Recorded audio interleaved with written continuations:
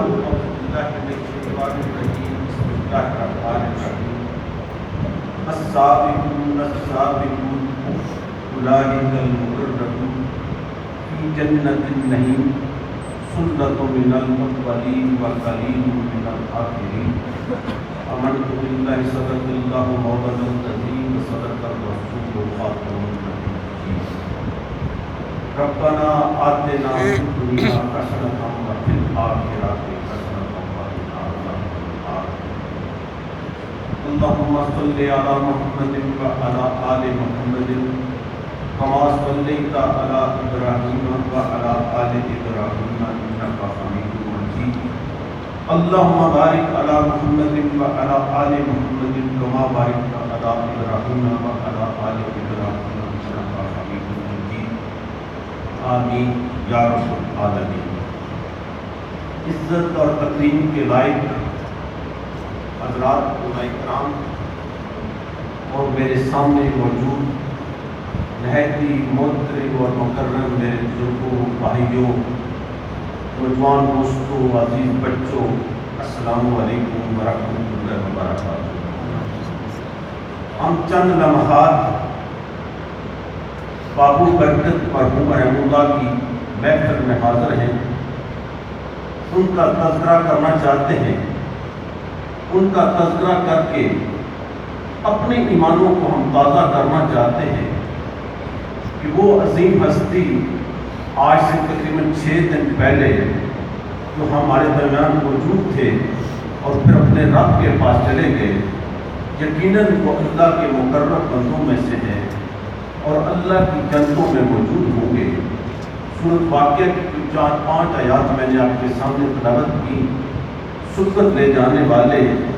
آگے بڑھنے والے، اور یقیناً جو سبقت لے جانے والے اور آگے بڑھنے والے ہیں وہ اللہ کے مقرر بندوں میں سے ہوں گے۔ برادران گرامی قدر، محترم بابو برکت صاحب رحمہ اللہ تقریباً 50 کی دہائی میں جماعت اسلامی کے رکن بنے اور 60 سال سے زیادہ کا عرصہ انہوں نے اس دعوت کو، اس کلمے والے جھنڈے کو، اس پیغام کو گلی گلی، گاؤں گاؤں اپنی بساط کے مطابق پھیلایا۔ اور اس وقت جب یہ لوگ بہت کم اس بات کو جانتے اور سمجھتے تھے، اور انہوں نے اس بات کو سمجھا، اس پیغام کو سمجھا، اور اس پیغام کو سمجھنے کے بعد کہ یہ وہ راستہ ہے جو حق کا راستہ ہے، یہ وہ راستہ ہے جو انبیاء علیہ السلام کا راستہ ہے، یہ وہ راستہ ہے جو نبی رحمت صلی اللہ علیہ وآلہ وسلم کا راستہ ہے،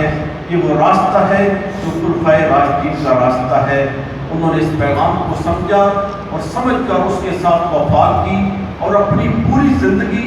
اسی راستے پر لگائی، استقامت کے ساتھ لگائی، اور کسی سٹیج پر بھی وہ ڈگمگائے نہیں۔ لیکن میرے بھائیوں اور دوستوں، چند لمحات کے اندر ابھی جب معاویہ صاحب نعت پڑھ رہے تھے اور پھر اس سے پہلے حضرت امام حسین رضی اللہ تعالیٰ عنہ کا ذکر بھی فرما رہے تھے، صدیاں حسین کی، آج سے 2 دن پہلے پوری ملت اسلامیہ اور ملت اسلامیہ پاکستان نے حضرت حسین رضی اللہ تعالیٰ عنہ کا یوم شہادت منایا۔ اور یہ یوم شہادت مناتے ہوئے شاید ہم اس پیغام کو نہ سمجھ سکے، اور اس پیغام کو اگر ہم سمجھ جائیں، امت اگر سمجھ جائے تو وہاں سے ایک تبدیلی شروع ہوگی۔ اور اس پیغام کو بابو برکت صاحب نے سمجھا تھا کہ وجہ کیا تھی کہ جو میں آپ سے عرض کر دوں کہ چند منٹ کے اندر ذرا اس بابو برکت صاحب نے تو اس پیغام کو سمجھا، ہمارے بہت سارے پڑھے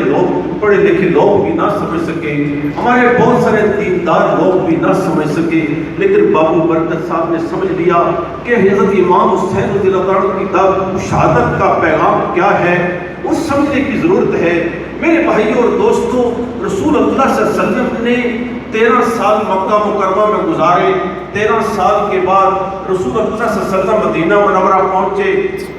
تو اس وقت رسول اللہ صلی اللہ علیہ وسلم کے پاس جو ایمان لانے والے کی تعداد، صحابہ اکرام کی تعداد کم و بیش 200 تھی، اور وہاں رسول اللہ صلی اللہ علیہ وسلم نے چند کام کیے، فوری طور پر کیے۔ ایک پہلا کام یہ کیا کہ انصار اور مہاجرین کے درمیان مواخات کا رشتہ قائم کیا۔ دوسرا کام یہ کیا کہ مسجد نبی کی بنیاد رکھی۔ تیسرا کام یہ کیا کہ میثاق مدینہ وہاں ہوا۔ اور چوتھا کام یہ کیا کہ رسول اللہ صلی اللہ علیہ وسلم نے ان 200 صحابہ کے ساتھ پہلی اسلامی ریاست کی بنیاد رکھی۔ اور اس وقت صحابہ کرام وہ تو لٹے پٹے صحابہ کرام تھے، اور 200 صحابہ، یہ جو مواخات کا رشتہ قائم ہوا یہ صرف 84 لوگوں کے درمیان ہوا تھا۔ 42 انصار تھے اور 42 مہاجر تھے۔ اس قلیل تعداد کے ساتھ رسول اللہ صلی اللہ علیہ وسلم نے اس پہلی اسلامی ریاست کی بنیاد رکھی۔ اور میں اگر اپنے پیرے میں بات کروں تو رسول اللہ صلی اللہ علیہ وسلم نے ایک گاڑی تیار کی، امت کو اس گاڑی پر بٹھایا اور خود اسٹیئرنگ سیٹ پر بیٹھے، اور 10 سال تک رسول اللہ صلی اللہ علیہ وسلم امت کی اس گاڑی کی اسٹیئرنگ سیٹ پر بیٹھے۔ اور 10 سال کے بعد جب اپنے رب کے پاس گئے تو اسی اسٹیئرنگ سیٹ پر سیدنا ابوبکر صدیق رضی اللہ تعالیٰ عنہ بیٹھے۔ جب سیدنا ابوبکر صدیق رضی اللہ تعالیٰ عنہ اپنے رب کے پاس چلے گئے تو اس کے بعد سیدنا عمر رضی اللہ تعالیٰ عنہ اسٹیئرنگ سیٹ پر بیٹھے، اور ان کا جو عرصہ ہے وہ 11 سال سے کچھ اوپر ہے۔ اور ان کی شہادت اسی محرم کے اندر، یکم محرم الحرام کو سیدنا عمر رضی اللہ عنہ کی شہادت ہوتی ہے۔ ان کی شہادت کے بعد سیدنا عثمان غنی رضی اللہ عنہ امت کی اس گاڑی کو اسٹیئرنگ سیٹ پر سنبھالا، اور 13 سال تک وہ جو 22 لاکھ مربع میل تک اسلامی ریاست تھی اس کو 40 لاکھ مربع میل تک پہنچا دیا۔ اور ان کی شہادت کے بعد سیدنا علی رضی اللہ عنہ اس اسٹیئرنگ سیٹ پر بیٹھے۔ ان کی شہادت کے بعد حضرت حسن رضی اللہ عنہ بیٹھے، اور ان کے بعد سیدنا حضرت معاویہ رضی اللہ عنہ 10 سال کا دور ہے۔ یہ دور اس کے بعد امت اپنی اس منزل کی طرف بڑھتی گئی، اور پھر کیا ہوتا ہے اس اسٹیئرنگ سیٹ پر جب یزید آ کے بیٹھا تو اس بات کو امت کی اس وقت جلیل القدر صحابہ نے بھی سمجھ لیا، لیکن امام حسین رضی اللہ عنہ نے سمجھ لیا کہ اب میرے نبی کی، میرے نانا کی اسٹیئرنگ سیٹ پر یزید کیسے بیٹھ سکتا ہے۔ ایک بات، دوسرا اس بات کو سمجھ لیا کہ اب امت کی گاڑی صراط مستقیم سے ہٹ جائے گی، اور اب اس کا پینتر بدل گیا ہے، اب دوسرے رخ پر یہ گاڑی چلنے لگی ہے۔ اور انہوں نے جب اس بات کو سمجھا تو آگے بڑھ کر 2 کام کرنے کی کوشش کی۔ پہلا یہ ہے کہ اس اسٹیئرنگ سیٹ پر یزید کے بجائے اس فرد کو ہونا چاہیے، وہ اپنی خلافت کے لیے نہیں گئے تھے، اس فرد کو ہونا چاہیے جو میرے نانا کی سنت کو بھی سمجھتا ہو، اللہ کے قرآن کو بھی سمجھتا ہو، جو اللہ کے نبی کی شریعت کو بھی سمجھتا ہو، تو اس کو اسٹیئرنگ سیٹ پر بیٹھنا چاہیے۔ جب دیکھا کہ مدینے کے لوگ تو میری بات نہیں سن رہے، کوفہ والوں نے کہا کہ آپ آئیں، ہم آپ کے ہاتھ میں بیعت کرتے ہیں۔ اور پھر کوفہ والوں نے جو کچھ کیا وہ بھی ایک تاریخ ہے، لیکن وہاں کربلا کے اندر حضرت حسین رضی اللہ عنہ نے اپنی جان کا نذرانہ دے کر امت کو یہ بتایا کہ یہ گاڑی اب غلط سمت پر جانے لگی ہے۔ میرے بساط میں جو تھا میں نے اس کا رخ موڑنے کی کوشش کی، اور اسٹیئرنگ پر بیٹھے ہوئے یزید کو بھی اتارنے کی کوشش کی تاکہ اس سالے انسان کو یاد اٹھایا جائے۔ لیکن میرے بھائیوں اور دوستو، آج اس کے بعد بنو امیہ کا دور 98 سالوں پر مشتمل ہے۔ اس کے بعد بنو عباس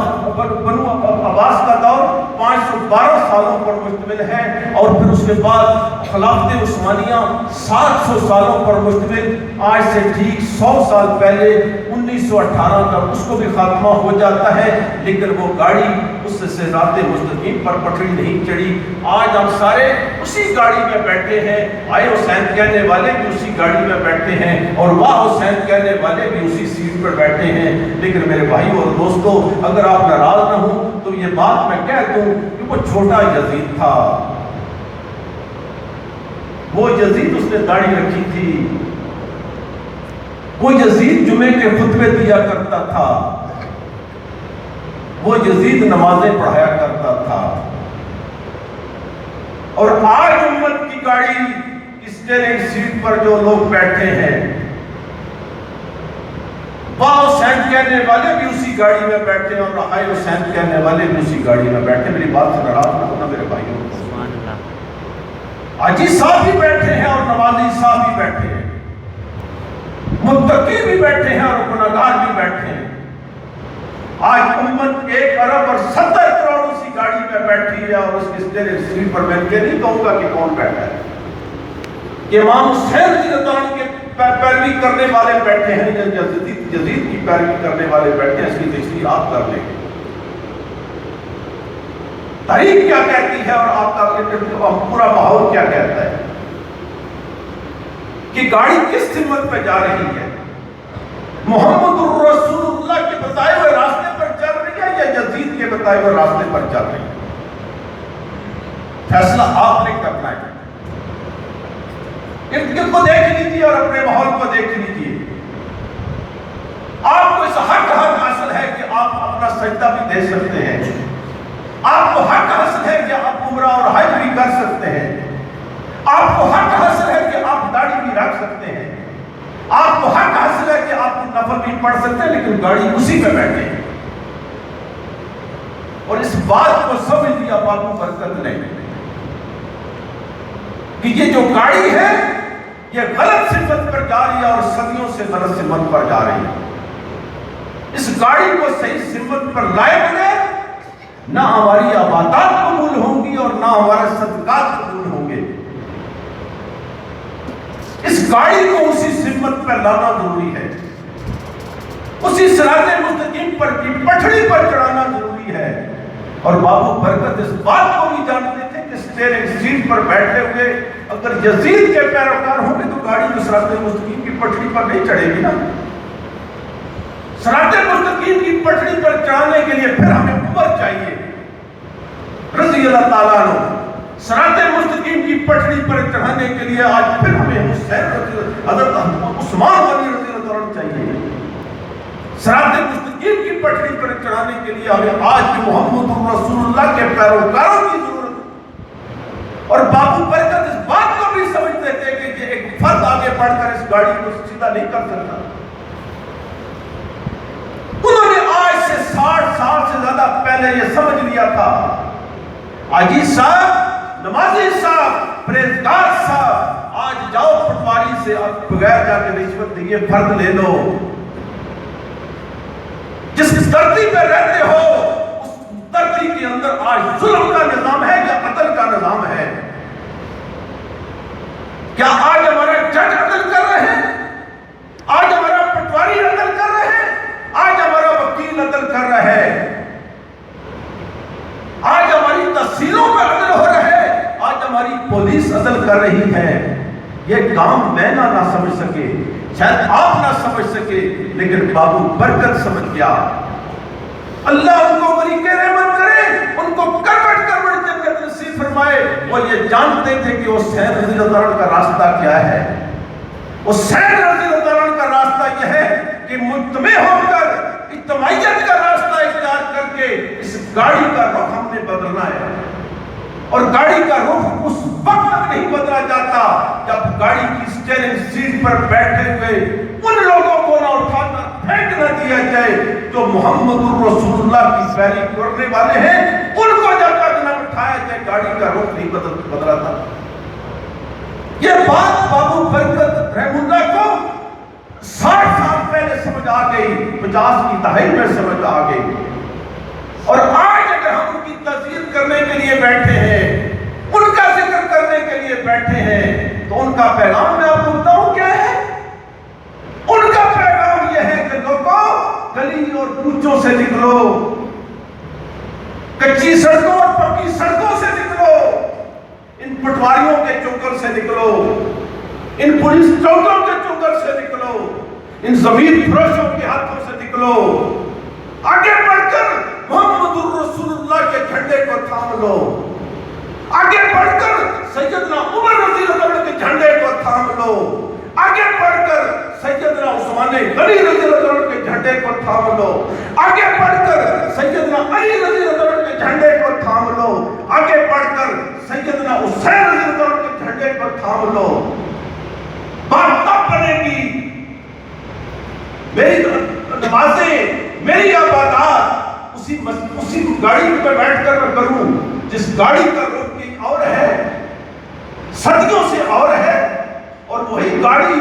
مجھے آج محمد رسول اللہ کے راستے پر تو نہیں لے کر جا رہی معذرت کے ساتھ، میں اسی گاڑی میں بیٹھا ہوں۔ اور صدیوں سے اسی رہتے ہوئے ہم کوشش کر رہے ہیں اس گاڑی پر رہتے ہوئے اپنے دامن کو ان گندگیوں سے بچا لیں، لیکن نہیں بچ سکتے میرے بھائیوں اور دوستوں۔ کوئی بچا کے تو دیکھے۔ پورا نظام جب ظلم پر مبنی نظام ہو، اس نظام کو عدل پر قائم ہم نے کرنا ہے، اور وہ قائم وہی بات ہے، ایک اجتماعیت، ایک مٹھی، ایک چرخا، ایک مضبوط قوت جو اللہ سے ڈرنے والوں کی قوت ہو، جو محمد الرسول اللہ کا کلمہ پڑھنے والی کی قوت ہو، جو محمد الرسول اللہ کے لائے ہوئے نظام کی پیروی کرنے والی قوت ہو۔ اس قوت کا ہم ساتھ دستہ بن کر، ہم اس کے ساتھ کھڑے ہو کر، پھر ہم اس گاڑی کا اسٹیئرنگ سیٹ بھی تبدیل کر سکتے ہیں، اس گاڑی کے ڈرائیور کو بھی تبدیل کر سکتے ہیں، اور امت کو پھر سے ہم صراط مستقیم کی پٹری پر چڑھا سکتے ہیں۔ یہی بابو برکت رحمہ اللہ کی کا پیغام بھی ہے، اور انہی کی تربیت کا حق بھی یہ ہے۔ ان کی اولاد سے بھی کہوں گا، ان کے پوتوں اور بھتیجوں سے بھی بات کہوں گا، حضرت مولانا احسان اللہ چکیالی صاحب کا، جہاں میں دل کی گہرائیوں سے شکریہ بھی ادا کروں گا، اور وہاں ان سے بھی یہ کہوں گا، اور آپ دوستوں سے بھی یہ کہوں گا کہ بابو برکت رحمہ اللہ کے پیغام کو سمجھو، اور سمجھ کر اگر سمجھ گیا ہو پھر آگے بڑھ کر اس بات کو سمجھو کہ ہم نے الحسین رضی اللہ عنہ کے راستے پر چلنا ہے، یا یزید کے راستے پر چلنا ہے، یا اسی راستے پر جو گاڑی ہے ہم بھی اسی بیٹ پر خرامہ چلتے رہیں اور مطمئن رہیں۔ ٹھیک ہے، وقت گزر جائے گا، وقت گزر گیا، صدیاں گزر گئیں، اور ہم بھی گزر جائیں گے۔ پھر ایک دفعہ پھر ہم دعا کریں گے کہ بابو برکت رحمہ اللہ کو اللہ کروٹ کروٹ جنت نصیب فرمائے، اور ان کے چھوڑے ہوئے سبق کو مجھے بھی، اور ان کی اولاد کو بھی، ان کے خاندان کو بھی، ان کے اہل محلہ کو بھی، اس پوری بستی کو بھی اس پیغام کو سمجھنے کی توفیق عطا فرمائے۔ وما علینا الا البلاغ المبین۔